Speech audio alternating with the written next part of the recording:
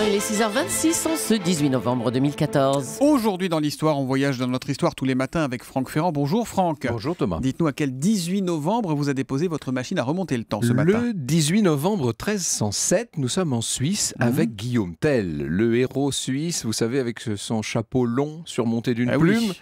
C'est ce jour-là, vous connaissez l'histoire, qu'il est censé avoir visé une pomme avec son arbalète, une pomme posée sur la tête de son fils. Mais comment en est-il arrivé là? Comment on en vient à cette situation de mettre une pomme sur la tête de son fils? À l'époque, la Suisse subit la domination du Saint-Empire romain germanique. Et dans la ville d'Altdorf, canton d'Uri, le bailli autrichien, il s'appelle Gessler, fait régner la loi en tant que représentant du Saint-Empire. C'est un homme vaniteux, autoritaire, un peu le genre shérif de Nottingham, si vous suivez une autre histoire un peu de la même époque.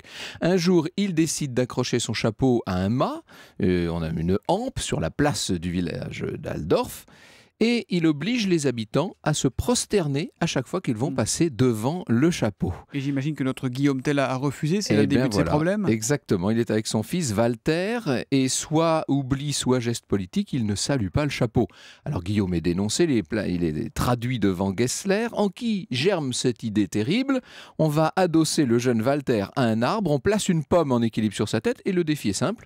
Guillaume doit tirer dans la pomme, s'il la rate, il est exécuté, son fils aussi. Ouais. S'il réussit, il est libre. Donc ça n'a rien de scientifique en fait. Moi j'étais persuadé qu'il y avait une raison scientifique. Ah mais pas du tout, c'est une raison, tout ce qu'il y a de plus politique en vérité. Guillaume Tell est là, il se concentre, il tire le carreau d'arbalète, file dans un bruit sec, il transperce la pomme. Stress. Il a réussi, alors tout le monde applaudit, etc. On se dit Guillaume est sauvé.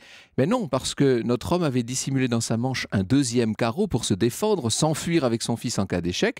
Et c'est le prétexte que va saisir Gessler pour le faire arrêter. Alors je vous rassure, il s'en tirera, Guillaume Tell, mais après de multiples péripéties. Bon alors c'est beau comme une fable, Franck, mais est-ce que c'est vrai? Est-ce qu'elle est authentique cette histoire? C'est un peu le problème, on n'en sait rien. C'est devenu en tout cas le symbole de l'indépendance suisse. Peut-être si c'était une poire, ça devait juter un peu plus.